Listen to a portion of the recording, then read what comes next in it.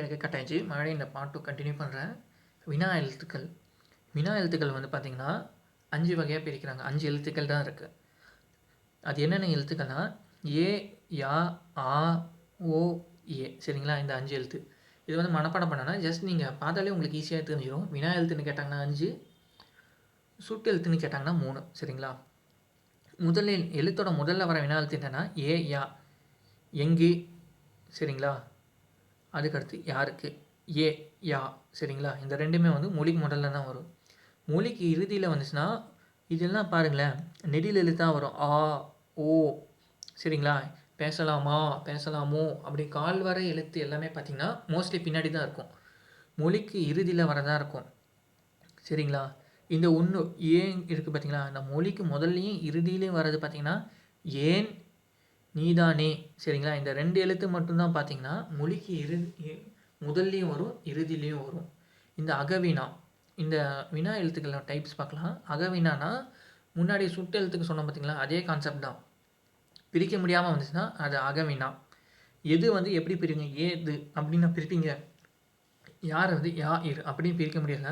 இது உள்ளேயே இருந்து வினா எழுத்தை தந்துச்சுன்னா அது வந்து அகவினா அப்படின்னு சொல்லியிருக்காங்க. புறவினா பார்த்திங்கன்னா இது 2ஆக பிரிக்கலாம். அவன் கூட்டல் ஆ, அவனா. வருவான் கூட்டல் ஓனா, வருவான் ஓ. இந்த ஆ, ஓ இந்த ரெண்டையுமே வந்து பிரிக்க முடிஞ்சிச்சுன்னா அப்போனா இது வந்து புறவினா அப்படின்னு சொல்லியிருக்காங்க. நெக்ஸ்ட்டு பார்க்கலாம். சரியான விடையை தேர்ந்தெடுத்து எழுதுக. என் வீடு அங்கே உள்ளது. இது ஜஸ்ட் அப்படி ரீட் பண்ணாலே ஈஸியாக வந்துடும். தம்பி இங்கே வா.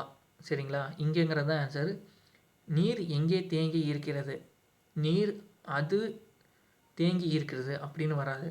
யார் அவர் தெரியுமா? சரிங்களா? யார் எது தெரியுமானா எதுன்னு வராது. அது யாருன்னு தெரியுமா அப்படியும் வரும் தவிர யார் அவர்னு தெரியுமா அப்படி தான் வரணும்.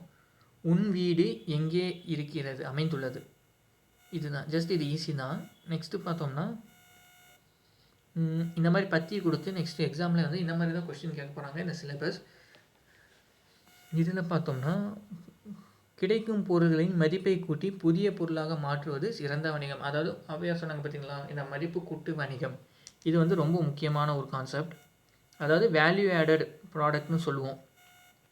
கலைச்சொற்கள் இது ரொம்ப முக்கியம். பண்டம்னா கமோடிட்டி. படகுகள்னால் ஃபெரிஸ் ரொம்ப இம்பார்ட்டண்ட். பாரம்பரியம்னா ஹெரிட்டேஜ். நுகர்வோர்னா கன்சியூமர். கடற்பயணம்னா வாயேஜ் எல்லாருக்கும் தெரியும். தொழில் முனைவோர்னா என்டர்பிரனர் இது ரொம்ப இம்பார்ட்டண்ட். தொழில் முனைவோர்னா என்டர்பிரனர். கலப்படம்னா அடல்ட்ரேஷன் ரொம்ப இதுவும் முக்கியம். வணிகர்னா மெர்ச்சன்ட். பண்டம்னா கமோடிட்டி. பயணப்படகுகள்னா ஃபெர்ரிஸ். பாரம்பரியம்னா ஹெரிட்டேஜ். நுகர்வோர்னா கன்சியூமர். கடற்பயணம்னா வாயேஜ். தொழில் முனைவோர்னா என்டர்பிரனர். கலப்படம்னா அடல்ட்ரேஷன். வணிகர்னா மெர்ச்சன்ட்.